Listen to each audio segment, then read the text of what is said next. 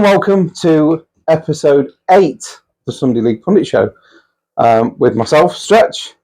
To my right, I've got Jim Jam, and unfortunately, we're missing one. Not that you'd know. Not that you'd know. If you watch on YouTube, you wouldn't have noticed straight off the bat because Tin Ribs doesn't like to show his face. It's like a Quasimodo thing he's got going on, but he doesn't like to show his face. So Tin Ribs is not with us. He does have family commitments, and he did message us earlier and say that he was a little bit gutted to be missing out, but tough, you know. Some of us are just more committed than others, aren't we? Well, yeah, you're the only one that's 100% now. If I missed a week, would this go ahead? It depends.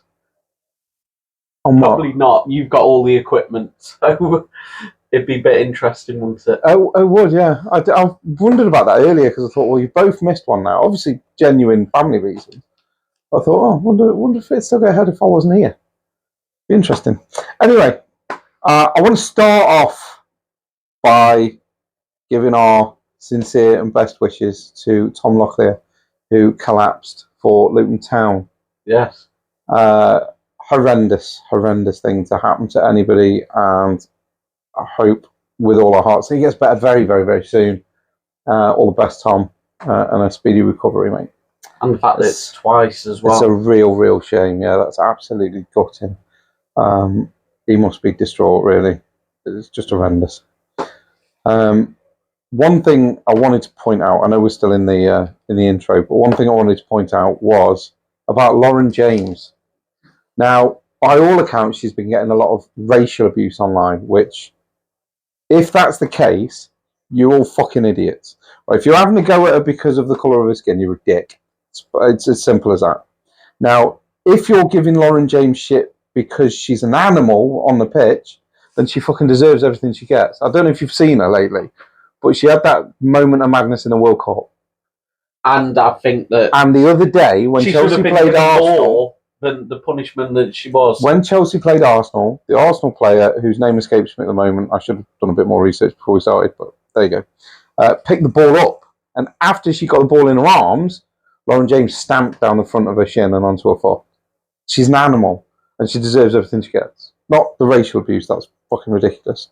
Nobody should be having to go at somebody for the colour of the skin. It's just, I can't believe that's still a thing in 2023. It's a joke. But if you're having to go at her because she's a dick on a pitch, then she deserves it, quite frankly. Yeah. I will try and find a clip of what she's done, just in case people on YouTube don't know what she's done, and I will try and impose it on. I did say that last week and I wasn't able to, but I think I'm going to be able to do it this week. But, you know, we'll have a look. But yeah, stop giving people racial abuse. You're all fucking morons. They're not different because the colour of the skin is different. You just knobheads. You need to stop it. Anyway, play the music.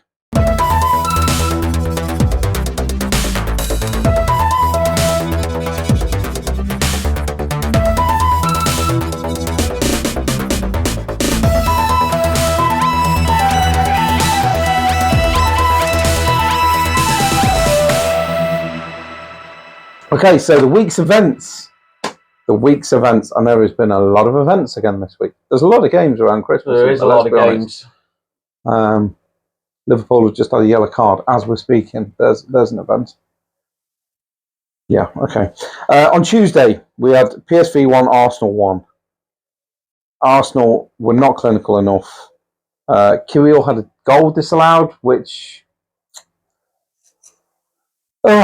honestly, I don't think it should have been disallowed, but, you know, it's one of them. Gabriel was offside, and he did make a play towards the ball, but I don't think he got any keeper's weight, and I don't think it should have been called. But, you know, it was. We drew 1-1, and, you know, it wasn't great. We also had, which will make you very, very happy, Sunderland 1, Leeds 0. Yeah. Which could well be the reason Tin Ribs has family commitments, because Leeds were spanked by Sunderland. Man United in the Europa League, European Champions League. I watched that game. They're out. They're out. They're not just out. They're out. Newcastle, not just out. They're out as well. Out. I feel really sorry for Newcastle. 12 injuries. Now they got Trippier suspended or whatever it is. I feel bad for Newcastle because they are suffering. Man U, it's funny. So it's just not good enough. Your manager's not good enough. Your players are disrespectful and not good enough. And you deserve everything you get, as far as I'm concerned. Wednesday, where Coventry won, Saints won. Thoughts and opinions on the Coventry game? Deserved point. I'm not going to sit here and moan about anything. That was a game that was thoroughly a draw all over. I thought Coventry played well enough for them to win the game. We played well enough for us to win the game. So a draw was a fair result. It wasn't last minute goal or anything. Coventry went 1-up.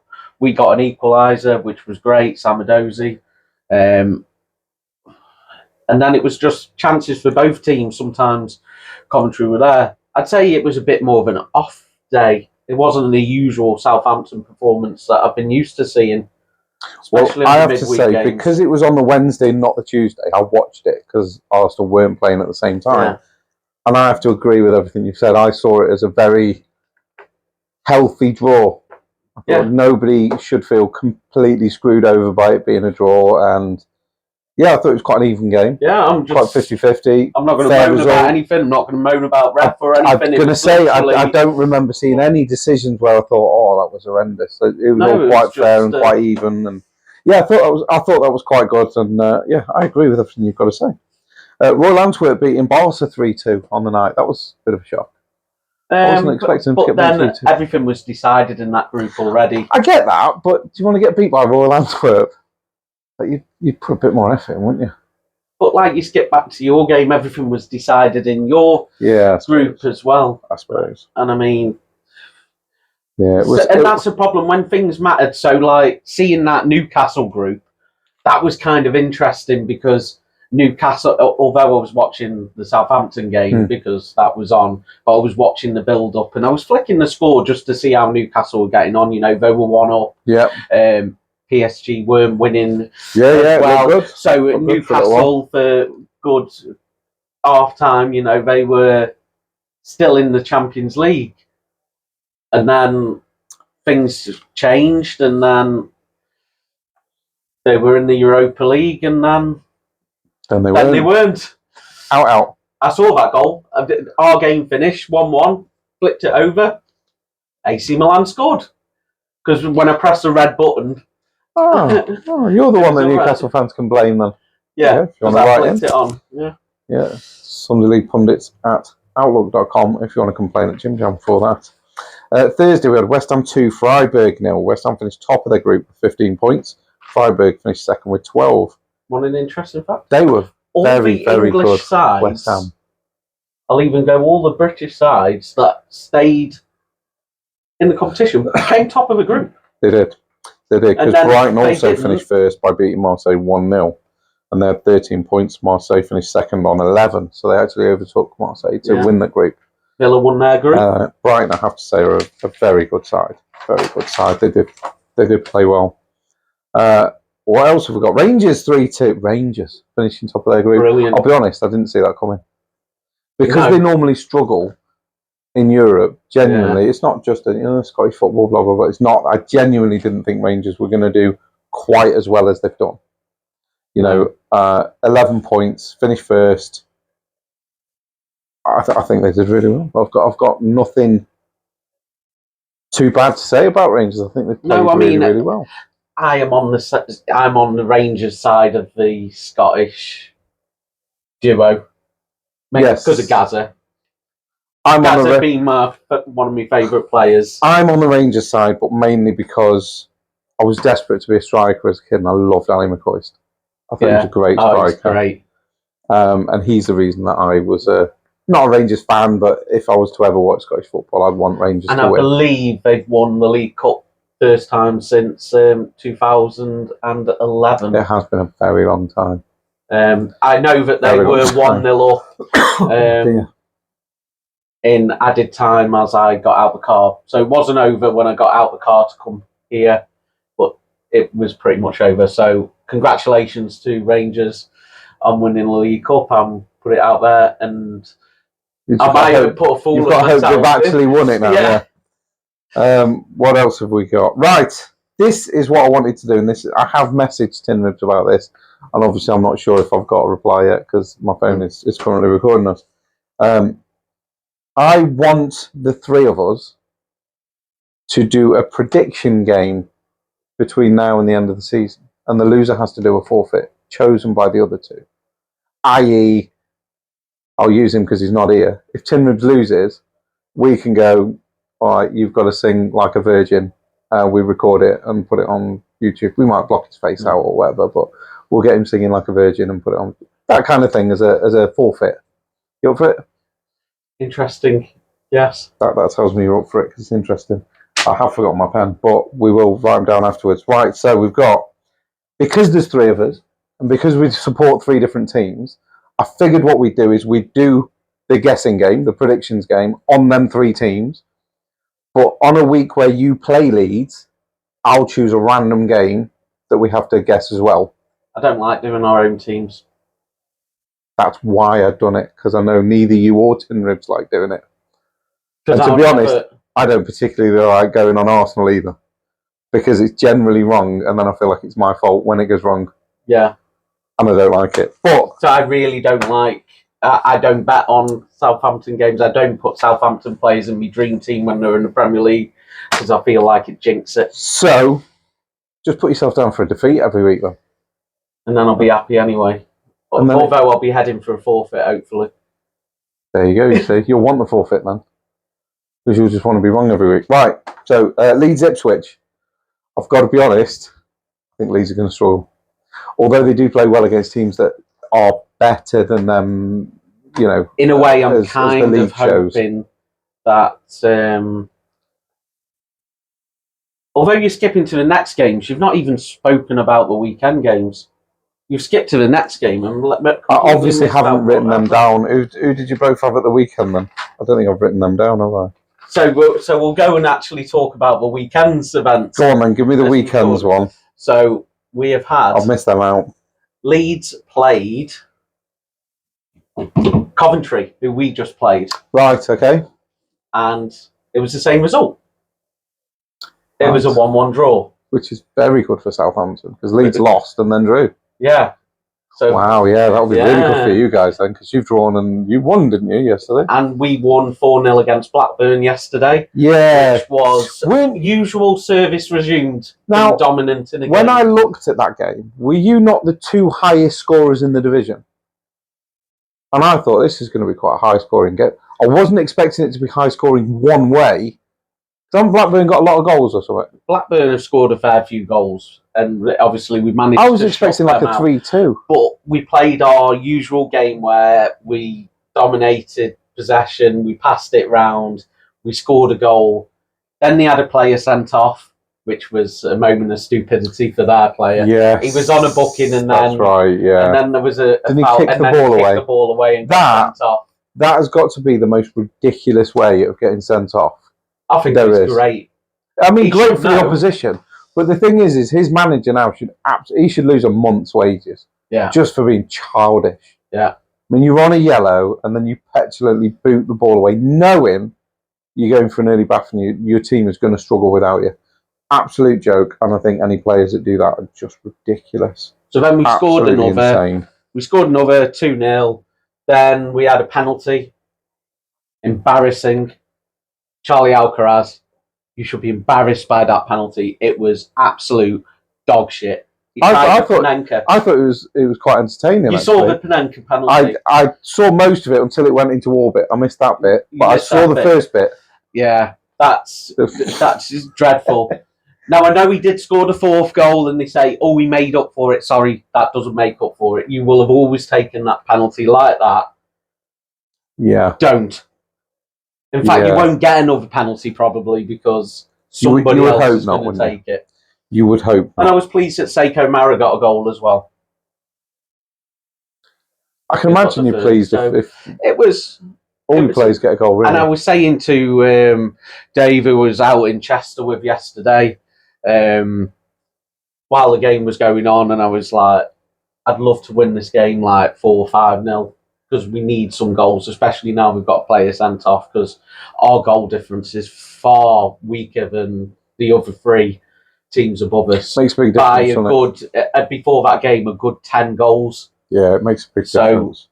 So getting 4 goals was crucial, especially with Leeds being, no offence, Tin, so bad at the moment. Drawing and then losing is not good for a team that are challenged. Because if you're challenging in the Championship, you've got to be on it every week because that league is tough as. Yeah. And Ipswich and Leicester are not going to drop many points. They're not. And we're 14 unbeaten and we're still 10 points off. That's shocking, the top of the league. I mean, that's a great run to be on. 14 without losing is a quality run to be on. And just to still be so far behind. Well, we're level on points with Leeds now. So ideally, whatever happens this weekend on Saturday, where we play QPR at QPR, we have got to win that game because one of the teams, Leeds or Ipswich, who are playing each other like you just mentioned, will drop one of them are going to drop points.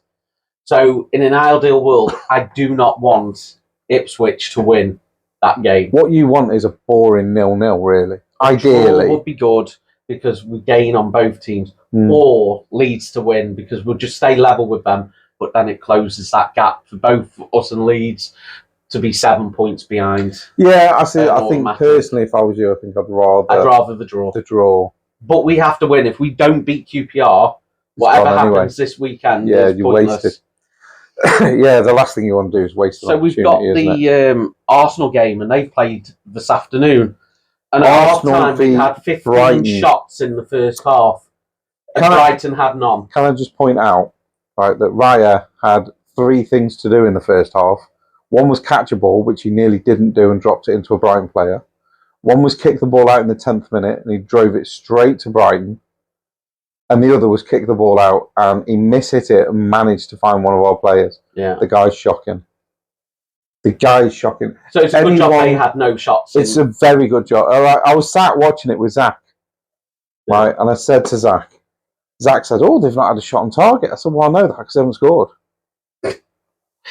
Brilliant. Because if they hit a shot on target, I'm convinced it'll go in because I've got no faith in that keeper. I don't know how anybody can look at Raya and go, "Oh, yeah, he's good he is." No, he's not. He's shocking. He fluffed across today under no pressure whatsoever. The only person close to him was Gabriel. He's not trying to score. Chill out. Catch the ball. But and do you know why? For crosses doesn't matter to Arteta. But the thing is, his distribution was shocking. He got 1 kick in 10 minutes and kicked that straight to Brighton. Just embarrassing. I made a point because I used to work with a guy that I still get on with and I message during the Arsenal games. He's an Arsenal fan. And he's a big fan of Havertz and he's a big fan of Raya. And he thinks they're both very good. So every time they make an error, I'm messaging him going, that was crap. That was crap. And I haven't messaged him going, yeah, Raya did that pretty well. I haven't messaged that for like 3 games. Yeah. Because it's just been shocking. Havertz is all right. I mean, he messaged me today going, oh, Havertz is proving you wrong. And I'm like, well, yeah, so I mean, he's been crap for 90 minutes and then pops up and scores a goal. The goal was good, the run was good, the control was good, and he finished it very, very well. But he'd done nothing for 85 minutes.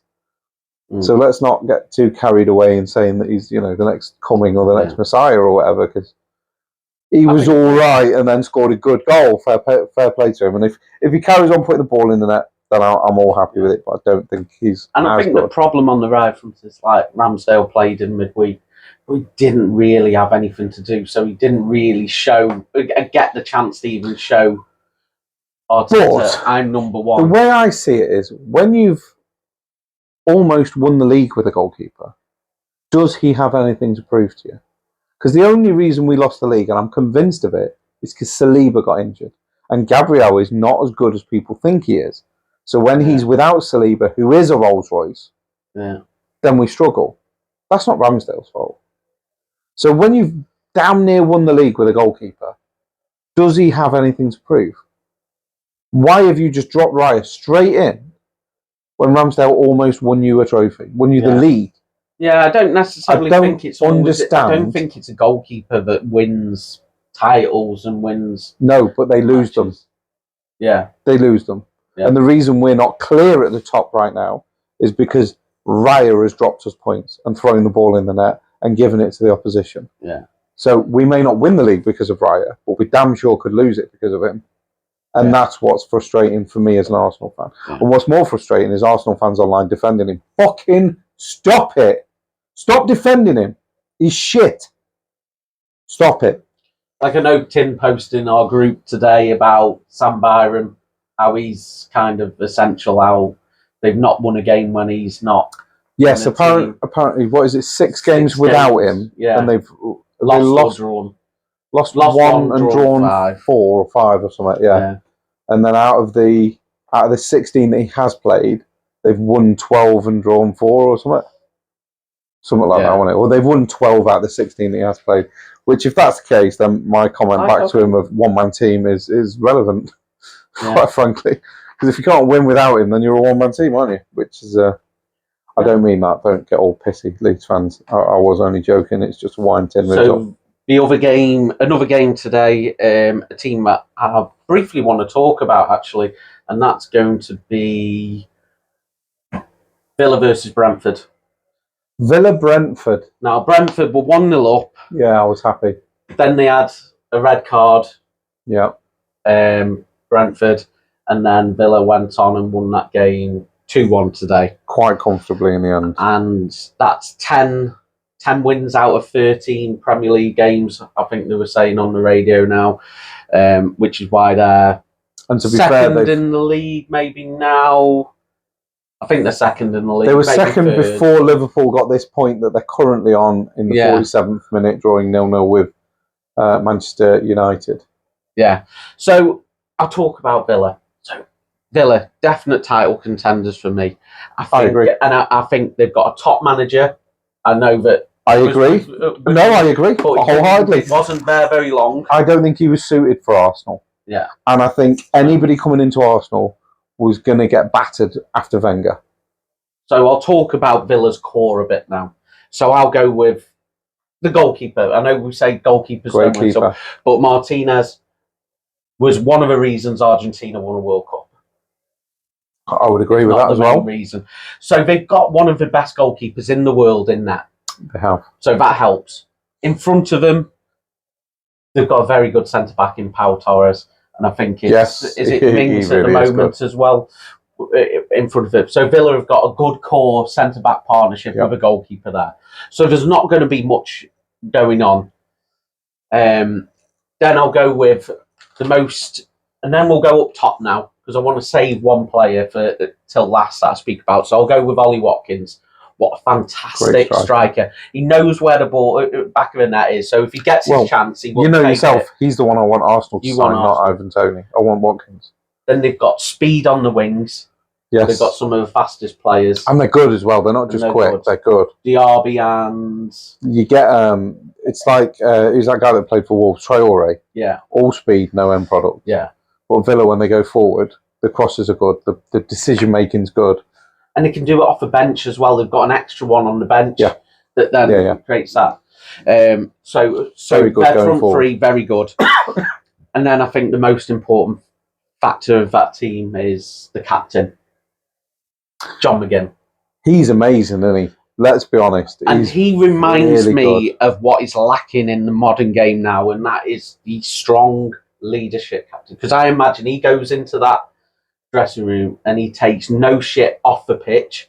I bet he's got a right discipline control of that Villa team 100%. Off the pitch, 100%. You know, with the fines and stuff like that. And on the pitch, he is strong, he's composed, he chips in with goals. You sort of see him the same way you would of a Vieira or a Keane or that kind of thing, yeah. Because I look at that now and I go, okay, what Premier League captains? So I was looking at all the Premier League captains and I was thinking, there's a distinct lack. There's none of them now. Of the Roy Keanes, the Vinnie Jones. Look at the major teams. Look at the major teams, right? So you've got, So we start with Arsenal. So their captain is... We've got Odegaard.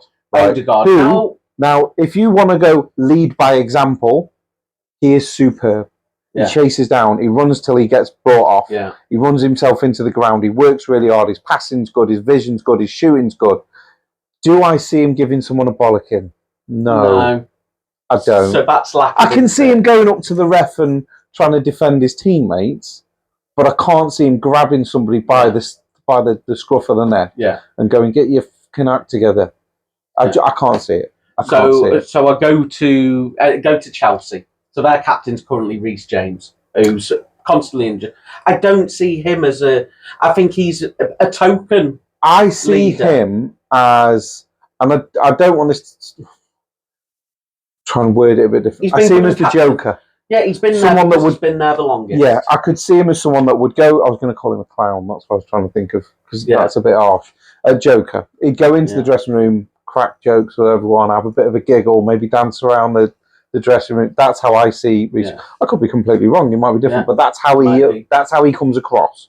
Yeah. To the average fan. I'm the average fan. That's how he comes across, as a bit of a joker, not really bothered. Let's have a dance. Let's have a Jesse Lingard type of attitude. That's what Reece James comes across. Yeah. And if he's anything like his sister, she's just a bellend. So we'll go Man United next. So they've got Bruno Fernandes, who I wholeheartedly believe, intentionally got booked in order to miss this game against Liverpool, which tells you all you need to know about his captaincy. Yeah.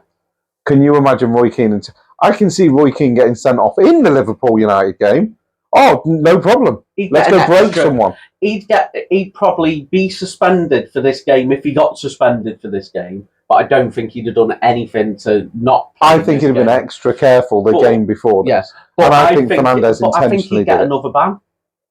I think he'd be on the sideline. Oh, 100%. Getting sent off. 100%. I bet Fernandes is at home with his feet up. So for me, Man United, they need a new captain. They need a leader. I don't think they've got one in their team. I think the closest thing they've got to a leader at the minute, and I would use it in the same regards as I would Odegaard, as in follow my lead, not listen to me bollock everybody. Yeah. And that's McTominay. Yeah. How many goals has that guy scored this season? He's had some shit off United fans for not being good enough. I'll tell you what, he's been superb this season. Can you see him running around a pitch giving bollockings out? No, but I can see him leading by example. Respect. And that's the only thing that United have got at the minute. You haven't got that player that's going to bollock everyone. And I know there's a lack of them players. There really is. There's not enough of them. Like, I mean, who's Liverpool's captain? So Liverpool's captain is Virgil van Dijk. Now, I think that is a good captain material. He was Southampton's captain. He don't take no shit. He will lead that team by example. He will shout at the team. He will spur them on. He will bollock players if they're not doing good enough. If it comes really to the end of the game, Liverpool, if maybe. I guarantee that if Man United somehow go in a 1-0 lead and it gets to the 85th minute, Virgil van Dijk is no longer a centre back. Yeah, because he will go up front. He does. And he is a born leader, and I know that because he was Southampton's captain. Okay, I'll accept it begrudgingly just because I don't like Liverpool. No, but I think that he's definitely a pure leader. How has he just got away with that? There's been a lot of that lately, actually. When I was thinking about the captains, unfortunately, I had like Luton's captain, who unfortunately were mentioned earlier on in the game that they've. But a proper captain. But he seemed like he's a proper captain. Proper captain. Like, because even the fans are talking, he may not be the quickest, he may not be the most flamboyant, but they know his commitment and the fans respect him. They cheer his names because of what he shows them. Yeah. So for me, he obviously showed real. Man City's usual captain is Kevin De Bruyne, and I think he fits in the Odegaard role. Yeah, whereas I think like Yaya Toure was more the take no shit. Vincent Company, I'll come slap you if you don't buy me a birthday cake, that kind of thing. So I think a lot of teams out there, I think if you're in the Premier League and you want to progress and you want to win this league, you need a leader that you really take do. no shit on the pitch or off the pitch. You need what is a real captain and somebody who is going to bollock your players and going to get right in their face and tell them what they need and what they should be doing and that. And there's not enough. There's genuinely, as you say, there is not enough of them available at the moment. There just isn't. Yeah. There's such a, but there's none in world football. It's not just in this country. Unfortunately, these players come through your academies. Oh, that's where these leaders predominantly come from. They start at the club, and by the time they're turning about 26, 28, and they've been at your club playing for 10 years, they've then actually they've got that passion for the team and they care about it. They and care that's what enough. you See, for me as well, I go on about academies. Like Arsenal, I think are failing at the moment because, well, I say Arsenal. Arteta is failing at the minute, not just because of his dreadful choice in goalkeepers, which is horrific, but also because like we've played Nketiah and played him. He's not good enough. He's okay.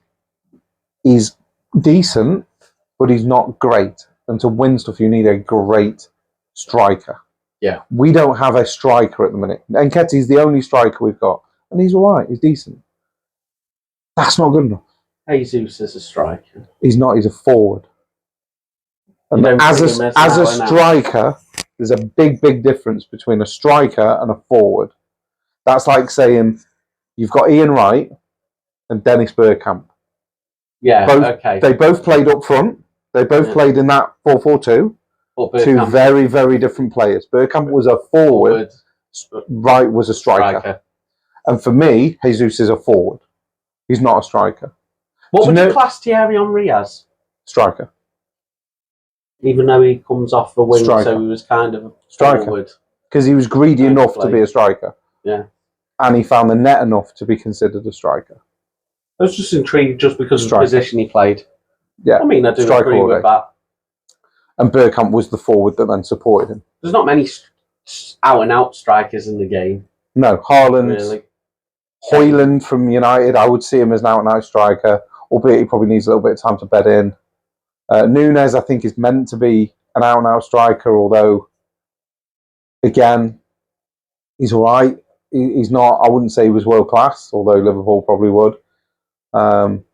Can I just say, actually, while we're at this point, right, I would like to just point out that I know Liverpool fans, before you get your panties in a bunch, right, that it's not your fault, but Liverpool fans were attacking the Man United bus today. Did you hear about that?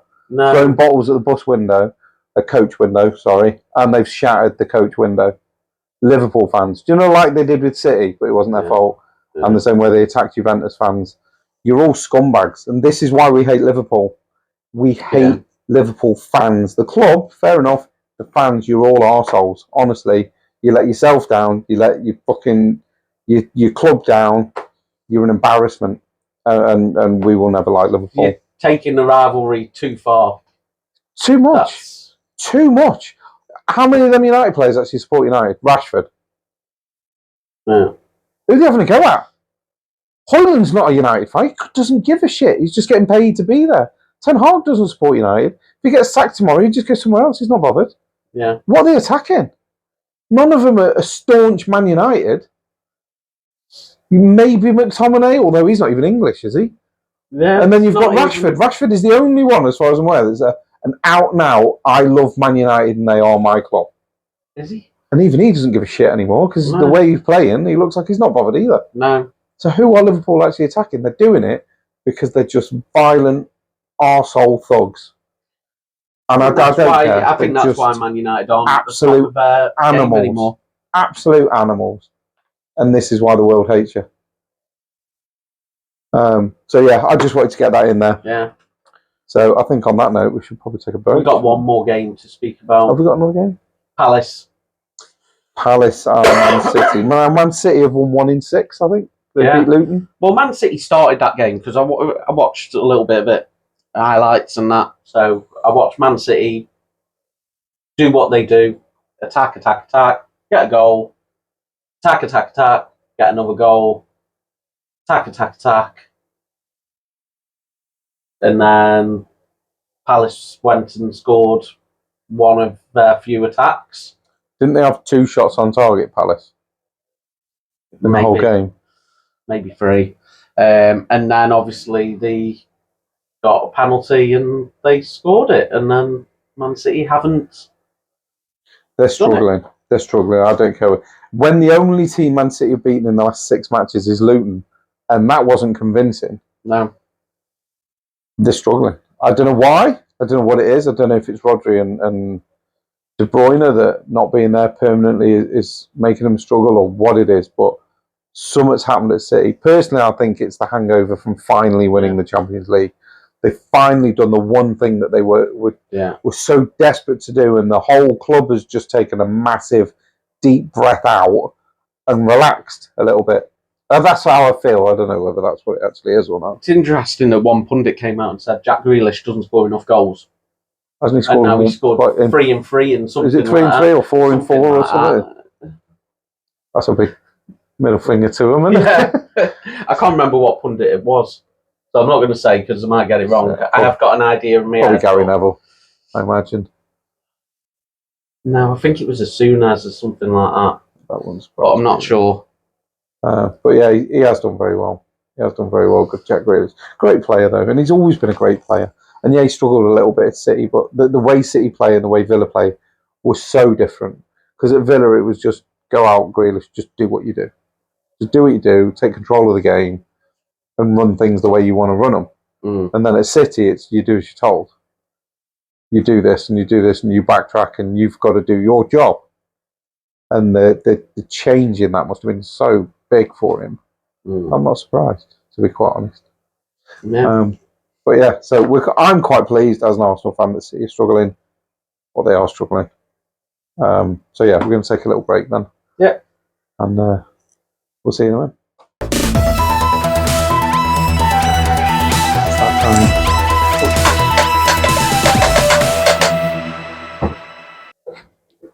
Hello and welcome back from the break. The second half of the Sunday League Pundit show, where we're going to start with something a little bit different this week. What we're going to do is, as much as Tim Ribs can't agree or disagree to it, I've literally just asked him for the predictions. I haven't told him why. So he's got no idea about this just yet. Now, I sent a message to Tim Ribs earlier because obviously he's not here. But what I would like to do is, for the three of us, to predict the results of our three teams for the rest of the season. And the loser has to do a forfeit chosen by the others. So the two winners choose the forfeit for the loser. I'm really bad at predicting results as well, so I'm not overly confident about this. And as soon as I decided to do it, I regretted it, but I thought I would do it anyway. So I sent Tin Ribs a message. As it happens, that message with the results came back during the break. So Jim Jam has actually seen it, so he knows it was done properly, and Tin sent his results through. So what I'm going to do is I'm now going to get mine and Jim Jam's predictions for the Leeds versus Ipswich upcoming game. What do you think? Now, I will tell you that Tim Ribs has gone for Leeds 2, Ipswich 1. Hardly surprising being that he's the Leeds fan, he's going to want Leeds to win. So my prediction is, I think it's going to be high scoring because both have got very good attacks. Yeah, I was kind of thinking. And I personally can see it being 2-2. So I'm going to write 2-2 for me because I think it's going to be a total draw. Now you see, I'm going to add a goal to that scoreline. Okay. So I'm going to go that it's going to be Leeds 3, Ipswich 2. Leeds 3, Ipswich 2. Is that more one or actual thought? No, I think that's actual thought. I think Leeds being at home, I think they'll win.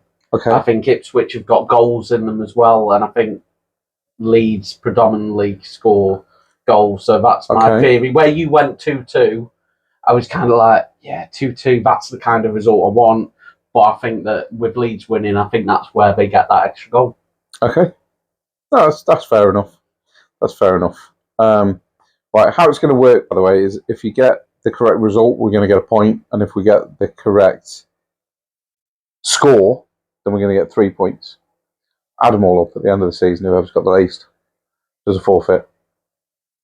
And it's up to us about the forfeit, so that could be interesting. And to be fair, if you want to get involved and you're watching regularly, which we love the fact if you're watching regularly, join in, send us a message before the game happens.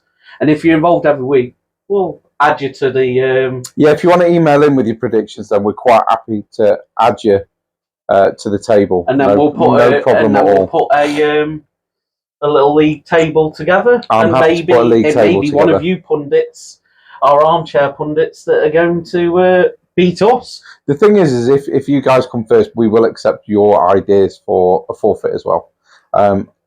I would like to add to that as well. We do know that there are people that actually listen to this, you crazy, crazy fools. And honestly, we love you for it. whoever actually sits and listens to this podcast, we love you for it. We think you're great. And yeah, if you do want to get involved, then we're quite happy for you to email in your own thoughts about the results and your thoughts about forfeits or anything else you want to see. And we will be filming the forfeits, and they will be available on YouTube. If you go to YouTube and search Sunday League Pundits Show, you will find us. We will come up on there, and it will be the same picture that's on all the audio that's available as well. So if you want to get in touch, it's Sunday League Pundits at outlook.com. Send us all your predictions and all your ideas for forfeits. Not a problem at all. We're more than willing to listen to all of it. Somebody might be wearing a Liverpool shirt for some stuff. Oh, you can't do that. Oh, make them walk around town as well. You have to wear it for 24 hours, film the podcast in a Liverpool shirt. Do we? Or do we make them stand in a busy... It's not about you. Do we make, like, you stand in Liverpool town centre with a Liverpool shirt singing Ferry across the Mersey? Oh, that'd be good, wouldn't it? Filming that and putting that on YouTube. All subscribe to YouTube, because this could get very interesting already. We've literally just decided we're going to do this, and it could be incredible. We could have a lot of hits on YouTube if we start going as ridiculous as we're already thinking. Yeah. I think Tin Rib should have to wear a Man United shirt. In Leeds? No. Surely yes. That'd be better. Outside the Leeds Stadium. Oh my God. We've got to take pictures of Tin Ribs in a Man United shirt stood outside Ellen Road. Blur his face.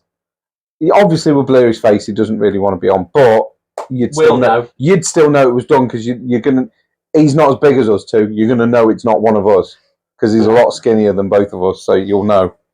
You'll know.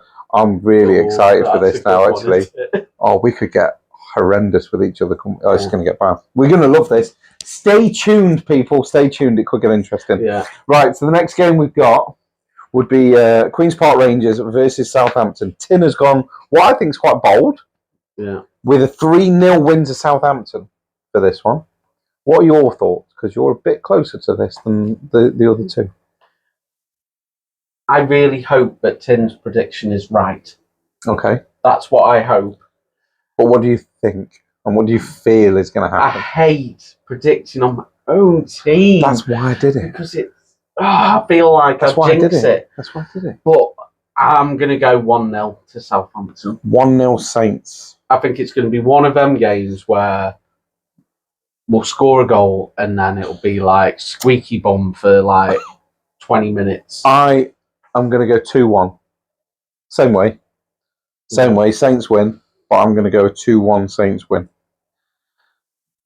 So if we're all wrong with the results and it's like a 3-2 win, then we're all going to end up with points, because no one's gone the other way on that one. Yeah. And then finally, we've got Liverpool beat Arsenal at the crap hole at Anfield. My apologies. What are your thoughts? I'll put a statement in first.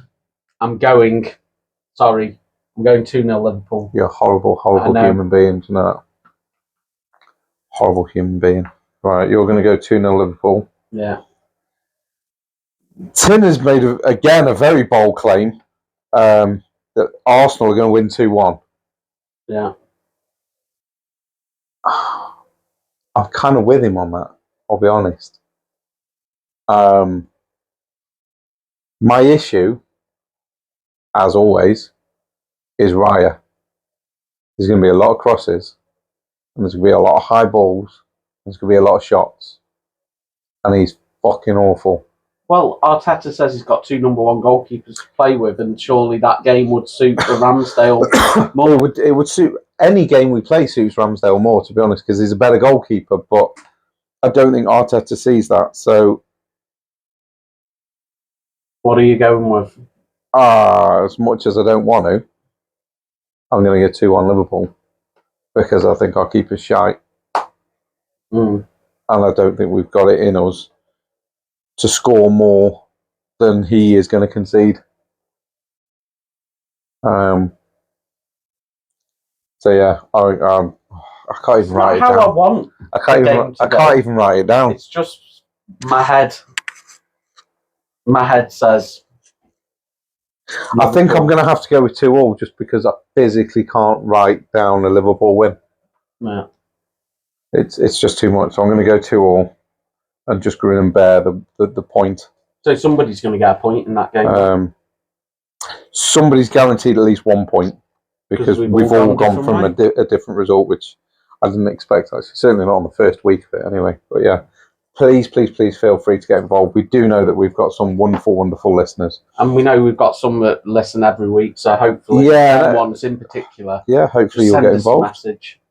Hopefully you'll get involved. I think we're thinking Tom, you. Yeah, Tom maybe. Daryl, maybe. Daryl's another one that could get involved. So, yeah, feel free, mate. Alien J. Email in. Maybe Alien J could get involved with it as well. And I know he's not massive on football. He said that in his last email. He'd probably win. Not a huge football fan. He probably would, to be honest. Partly because he doesn't give a shit who wins and who loses. He's not bothered. Scores. Possibly, yeah. So, I don't know what games we haven't spoken about now, because we have spoken about a lot, haven't we? Spurs Forest, did we talk about that one? No. I think we did we? That was Friday, wasn't it? Spurs had quite a comfortable win on Friday against Forest. They won 2-0. They should definitely have had more. But another red card for Spurs. Another red card. There's 4 this season now. It's only them and Liverpool that have had 4 red cards. To be fair, they should have had more because they should have had more because Romero certainly got away with one last week. Yeah. God in heaven, I just don't understand. Even Tottenham fan I was speaking to said he should have been sent off. And I said, I don't know if he just felt sorry for him because he got sent off for the same thing. Yeah, the week before. Well, the last time he was able to play. Yeah, it just makes me think. I don't know. He should have walked for that though. It was a bit much. It was definitely a bit much. But we're just now watching the very dregs of the Man United and Liverpool game, or should I say Liverpool Man United, because Liverpool are at home. It's still 0-0 in the 92nd minute, and there's 5 minutes extra time. So we will keep you posted on that, because I know you're dying to know, even though you've all found out like 3 days ago. By the time this gets released, well, we don't know. Yeah. But yeah, as it stands right now, we don't know how it's going to finish, although it is looking like a very boring 0-0, which would be good for Arsenal because it keeps us top of the league. Wouldn't be good for Villa because on goal difference it puts them third. But would they still be happy that second? It still means that Villa have gained. It's not a win, is it? So, I mean, they're going to be happy with it one way or the other. I think they'd rather United won, but, you know, we'll take it as it is. It's fine. But yeah, if you've got any more ideas or thoughts or opinions on what you want to do with the podcast or where you want it to go or how you want it to do, I think I want to add sort of more sections to it, I think. Yeah. Like maybe something a bit more humorous or a bit more lighthearted, and to bring something else into it, maybe Twitter comments or... Yeah, I think it's important, like where we talk the topics, you know, where we've done stuff like we spoke about the FA Cup last week, you know, maybe one week we speak about, maybe we pick a different league from a different country or something like that, you know. There's lots of stuff we could dabble in. Yeah, I'm just thinking to bring something else into it. Obviously, I'd struggle to get Twitter and TikTok comments or whatever up because I use my phone for recording, but I'm sure one of us could have a phone somewhere along the line. Yeah, when I actually get a phone that works. Yeah, or you could bring your other one and just connect it up to the Wi-Fi. Yeah, and do it that way. But yeah, I wouldn't mind us doing something, just bring something else into it, because we like our challenges as well. Yeah, as much as I want, obviously, it to be predominantly football because it's called Sunday League Pundits. It's all about football. But it'd be nice just to drop something else in every now and then, and you know, just see how it goes. Just for something different, really. You know, it is. We're just testing the water because, like, we are. I've just kicked the camera. There you go. Yeah, we're very new to this, and it is very amateur. So we're learning as we go. So, like, any suggestions would be great. If you want to suggest anything that you want to hear or you want to see, or you know, whatever it is. I know there's a lot of people that only listen to us on the audio medium, but I know there's people that only watch us on YouTube. So, if there's anything you guys want to listen to or want to hear us talk about or debate or whatever, and there's things that the guys that watch us on YouTube, if there's anything you want to see, just let us know and we'll see what we can do. We're always happy to try and do different things, and for you guys to get more involved as well would be great. We're always happy for listening to people and comments and questions and challenges or whatever it is that people want to put to us or whatever. Yeah. So I'm quite excited because I enjoy doing this, and I know James and Tin enjoyed doing it as well because it's an excuse as well to get together with people that you've known for years and years and years and sit and just have a couple of hours together, just sitting and chilling and relaxing, talking about football, something that we all love. So as much as we may never have more than 4 or 5 people that actually ever watch us or listen to us or whatever, we're going to keep doing it because we enjoy doing it. So definitely, for me personally, it doesn't matter how unsuccessful the podcast is. I want to keep doing it regardless because I enjoy doing it. I enjoy getting together with you and Tim Ribs when he can bother his arse actually showing up. Yeah. So here's a question for you. What's your favourite football ground that you've been to that's not obviously one that you follow? So not Arsenal. MK Dons. MK Dons? MK Dons. I went to watch the 2014 Women's FA Cup final between Arsenal and Everton, and that stadium is outstanding. Yeah? It is amazing. It's glorious. It wouldn't be out of place in the Premier League. Yeah. It is glorious. Lovely, lovely stadium. I enjoyed every second of being there. Yeah. Every second of it. What about yours? There's a stadium that I love that I've been to quite a few times, and it gets a bit of stick sometimes. But I do love... I've got one in mind. Yeah, I love going to Man City. Did not have that in mind. I've loved going Man City away.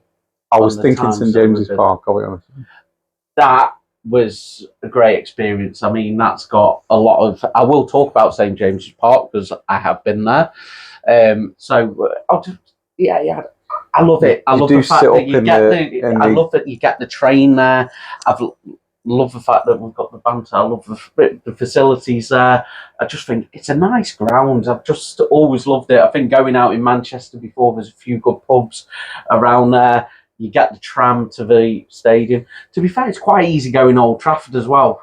Manchester's dead easy. I find the ones that are on the train route perfect for away fans. All football stadiums should be near train stations. It would make life a lot easier. I can tell you, Coventry, nice stadium, Rico. I mean, it's not called the Rico now. We've called it something else. But it's like building society around here or something. It's miles away. Yeah, past that lot when I'm driving. It's not the easiest to get to by foot. It's quite nice. Train. It's quite boxed in. It's quite loud. You can get nice loudness in there. But old-fashioned stadiums definitely got a lot more to it than more character on it. More character than say the Emirates. It just doesn't feel right. I would agree. Whereas you get that feel like Turf Moor when we went there. I mean, that was a bit of a ball ache getting back, especially after you get beat as well. It's a long way back. But no, St James's Park. So I love Newcastle. I've got family that were from the northeast, so I love the northeast. It's but I mean, I can't really get further away. When I talk about love of football, and I do love the northeast. You're about as far away as you could. For that reason, be. I do look at Newcastle. I mean, my granddad, he loved his football, but he loved northeast football. I think predominantly his team was Sunderland more than others, but he liked to see Middlesbrough doing well. He liked to see Newcastle doing well. He wasn't an out-and-out Sunderland fan then? No, he wasn't out and out. He just loved football. He just loved watching football. It was, he wasn't interested in this generation. He just loved football. So, and he always looked out for Stoke results because that was a local team around here. He'd look at Southampton results because I had the interest there. So he'd look out for them results. And I still look out for them results. I'll always look and see what the North East teams have done, even down to like Hartlepool United. Unfortunately, all the reasons for going up there. Them family members have all passed away, sadly. So I just going up there is not very often anymore. Yeah. See, my dad and granddad and great granddad were all Macclesfield. Yeah. All born and bred in Macclesfield. They all support Macclesfield, and so I didn't really have this team, that team, the other team. It was just Macclesfield, and that's where I went. Yeah. But St James's Park, beautiful stadium, absolutely love it. But an away fan, You don't offset high up, climbing them steps. Until you experience walking up them steps, we're not small guys. May I point out, we're not small guys, and it feels like you're climbing Everest. Yeah. It feels like Everest. I know that's a little bit of an exaggeration, but when you get to the top, oh my God. You sort of get up there and you're like, I can't believe I made it. I tell you what, the view, it still isn't that bad. You can still tell what's going on. It's incredible, isn't it? It's incredible. It is very, very nice. And it is a good experience. And Geordies, for the most part, are pretty friendly. And they don't really give anyone too much hassle. We lost that day as well. We were 1-0 up. And then Andy Carroll come on. I hate Andy Carroll because he always turned it on against us. You were the one team, were you? He just wins the ball in the midfield. He hoof it up and he wins every header. And then, he does, doesn't he? And he's just a pain. There's certain players that do become a big pain. Oh, Bayern Munich are about to kick off. I'm not sure if they've got today. I don't know. They're stepping out at the minute. Stuttgart versus Bayern at 6:30. Yeah. So St James's, good one. I've done a few away grounds over the time, so I'm sure they'll come up. I just thought. Yeah, I've been to more with Mac than I have with Arsenal away days because I've followed them over and away throughout the 80s. So probably harder to get Arsenal tickets. Oh yeah, it's very, very difficult to get tickets for Arsenal now. Since we started winning in the 90s and the noughties and that, it's obviously you get more and more fans, don't you? Because people like the fact that you're winning. Same as United in the 90s, they just got more and more and more supporters because they were winning. But I've supported Arsenal since mid 80s. Yeah. So we were winning nothing when I first started supporting them. Yeah. So 89 when we won the league, that was an amazing year. That was. I remember that. That was great. Sat in my living room with my Macclesfield supporting dad. Yeah, I mean, I've been on away games with Southampton. I've done away days with Stoke with mates. I've gone away days with Bale as well. I've been to Leeds with mates. Because obviously the local team around where we are is Stoke and Vale, Stafford Rangers. Yeah, Warsaw. I know a couple of Warsaw fans. Yeah. I went to Warsaw. I took my oldest, actually, Ethan. Took him to Warsaw when Mac drew them in a cup. And we were winning 2-1 and they equalised in like the 89th minute or something. It was gutted. Went to penalties. And Kieran O'Hara, I don't know where he is. He was on loan at Mac from Man United. So I don't know where Kieran O'Hara is now, but what a fucking keeper on penalties. He saved 3 out of the 5 when we went to Warsaw. And then we played Bradford in the next round and he saved 3 out of 5 there as well. Incredible goalkeeper penalties. Yeah, I've been to Warsaw a couple of times. I remember one. Stoke lost in the end. I remember that, and the lights kept going out. All right, that was funny. Jesus. That was a bit amusing because, you have the good old chant. Can't pay your electric. Yeah, can't pay bills. Or keep the lights out. Stoke your shit kind of thing because they were losing. Then I think at the time Stoke had a striker playing for. I shouldn't really say striker because he wasn't really. It was Kyle Lightbourne or something like that. Lightbound, one of them. And he used to play for Warsaw. So Warsaw didn't like him. So he got booed by them. And he'd been on a massive shit streak for Stoke. So the Stoke fans were booing him. So he's got booed from all 4 stands. Wow, can you imagine how shit that guy felt at that point? Yeah. You got an entire stadium booing you. Yeah. Fucking hell. I bet he knows how Wenger felt though towards the end of his reign when everyone was booing him. Scumbags. But yes, right, I think we're going to leave it there then, aren't we, for today? And we'll come back next week with the predictions, see how we get on. Yeah. We'll have more predictions for the week after. Hopefully we'll have Tin Ribs back next week. I don't know when we're recording. We're going to be doing a Christmas special. It falls on Christmas Eve, doesn't it? And I think we are going to film it on Christmas Eve. I think we're going to record on Christmas Eve next week, which means I've got Christmas Day to do all the editing to release it for Boxing Day on the Tuesday. It may come out late. It will not come out late. I guarantee it will not come out late. It will be ready for the Tuesday. You're confident that you're going to be allowed 100% it will to be do it on. It will be edited and it will be ready and published on the Tuesday morning. Impressive. I guarantee it. Because I've made a commitment and I will keep my commitment. And that is my commitment to you guys. No, I think we are filming earlier in the day, so you may have some of Christmas Eve to do it as well. Yes, we will be filming a little bit earlier. Because obviously filming at 6 p.m. on Christmas Eve is going to be a little bit rough on the families and that. So we're going to get together and do it on the morning. I might be having a beer. And yeah, Alki over here is going to get hammered. No, I'm not going to get hammered. Not on Christmas Eve. Lying. I probably will. I may be meeting some people for a beer. That sounds really dodgy, you know. That sounds really sus. That meeting some people, we're going to get together and. I don't know who yet. I haven't 100% decided yet because obviously family commitments will come first. But I may be able to sneak out for a couple of times a day. Obviously, one to do this. A couple of times a day. Jesus. Well, I've drank enough this weekend, so. I'll say you have. Yeah, you've drunk most pubs dry, haven't you, this weekend? But yeah. Anyway. We will do our best. We will get it recorded on Christmas Eve for you, and I will guarantee that it's out for Boxing Day. In the hope that, you know, when people are doing nothing over Christmas, they'll just sit and chill and either listen to it or watch it on YouTube. Or the guys that normally listen to it and are not working, maybe you could head over to YouTube, TikTok, Instagram. We're on all of them, and it is the Sunday League Pundit Show. You'll find us under the same name on everything.